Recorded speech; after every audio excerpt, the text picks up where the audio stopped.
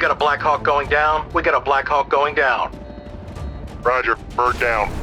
A U.S. convoy is being delayed after being forced to navigate through the streets of Mogadishu in Somalia, overcoming obstructions placed by Somali militia. While waiting for their arrival, Somali fighters begin to converge on the area, with a hovering Black Hawk helicopter presenting a perfect target. One opens fire with an RPG, 16-20 hours. The RPG round slams into one of the Black Hawks, call sign Super 6-1, piloted by Chief Warrant Officers Cliff Wolcott and Donovan Briley, which begins to spin out of control, plummeting to the ground. Both men are killed on impact, and the rest of the crew are seriously wounded. Immediately, the operation shifts to a rescue mission, with U.S. forces diverting to the crash site. In the early 1990s, famine gripped Somalia, and relief efforts were continually thwarted by intense clan violence. In 1992, a U.S.-led peacekeeping effort, Operation Restore Hope, was initiated, attempting to bring humanitarian aid to the African country. In spite of these efforts, warlord Mohammed Farah Aidid continued to attack UN workers. In response to this, Operation Gothic Serpent, later known as the Battle of Mogadishu, was launched to capture or eliminate Aidid and his top commanders. On October 3rd, based on intelligence gathered about a meeting between Aidid and his lieutenants at the Olympic Hotel, Task Force Ranger, which was made up of members of the 75th Ranger Regiment, Delta Force operators, helicopter crews from the 160th Special Operations Aviation Regiment, and other Special Forces personnel, launched a snatch and grab mission. It was a simple plan that should have taken 30 minutes. That's when things spiraled out of control. 16-40 hours. With attention occupied on the downed chopper, things would go from bad to worse. About 20 minutes later, another RPG round hits a different Black Hawk, Super 6-4, piloted by Chief Warrant Officers Mike Durant and Ray Frank. Clipping the tail rotor, the helicopter initially manages to stay aloft, but then the rotor assembly disintegrates, which sends the Black Hawk plummeting to the ground. The falling helicopter crashes into a group of huts before careening to a halt. At the point of impact, Durant was knocked unconscious. Regaining his senses sometime later, he sees Frank sitting at the door of the crashed Black Hawk, pushing himself out. That was the last time he would see his co-pilot.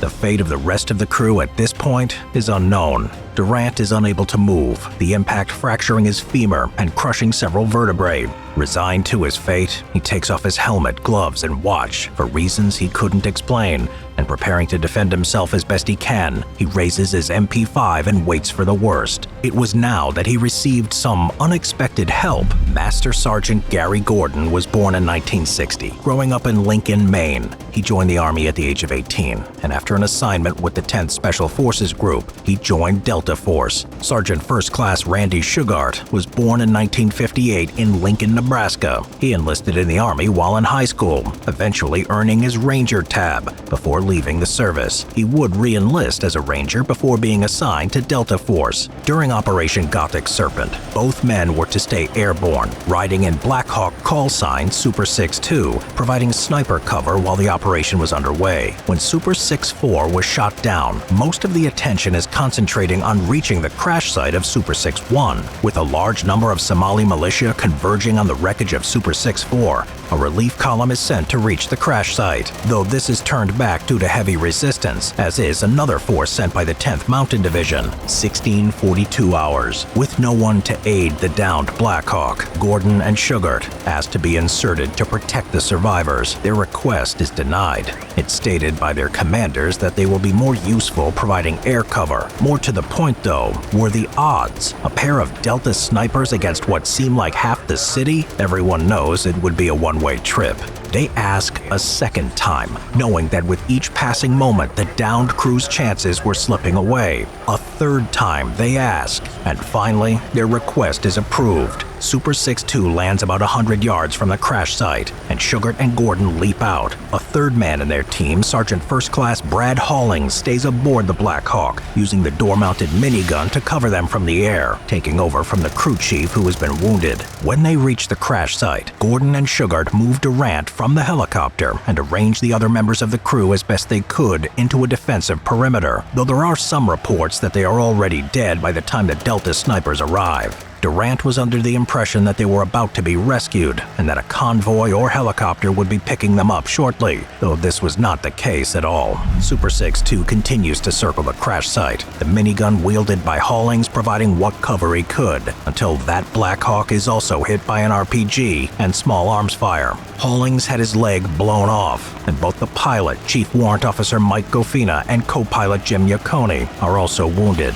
With severe damage inflicted to the helicopter, they're forced to withdraw from the fight. Without this air cover, Gordon and Shugart had to rely on their own weapons to fight off what seemed like the entire city. As members of Delta Force, they had much more leeway to choose their weapons than other soldiers do. Gordon used a CAR-15, a short-barreled version of the M16, chambered in 5.56. Shugart wanted something more substantial, so he went into battle with an M14, a much older battle rifle, but had the advantage of being chambered in 7.62, which has much more stopping power, and it has a simple aim-point sight to improve his accuracy. These, along with their sidearms, were the only things protecting the downed Black Hawk now. The next series of events are unclear, since Mike Durant was the only witness, but what is clear is that Gordon and Shugart fight ferociously, keeping the Somalis at bay despite being vastly outnumbered. Their training as marksmen makes them proficient shots, but the numbers facing them force the two to expend their ammunition at an incredible rate.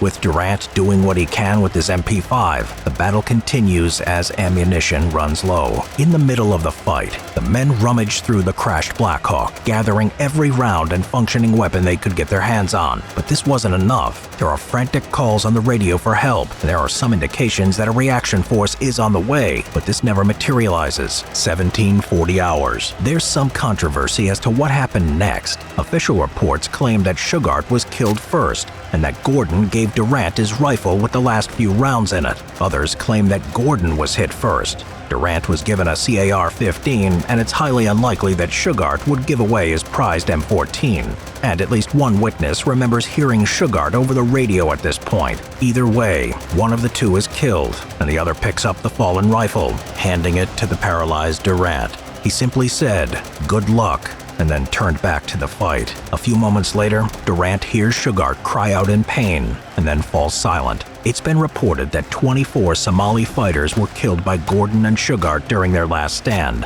with many more wounded, though this is impossible to confirm. The mass of Somalis swarmed over the crash site, and Mike Durant is taken captive. He would be released 2 weeks later. For their willingness to sacrifice themselves to save their fellow soldiers, Master Sergeant Gary Gordon and Sergeant First Class Randy Shugart would posthumously earn the Congressional Medal of Honor, the first recipients of the medal since the Vietnam War. They would also receive numerous other awards, which included having the mock-up city at the Joint Readiness Training Center named after them. During the course of the battle, 18 Americans lost their lives, and many more were left wounded. Yet amid the chaos, Gordon and Shugart stood tall, just two among the many brave men who would step forward when destiny called.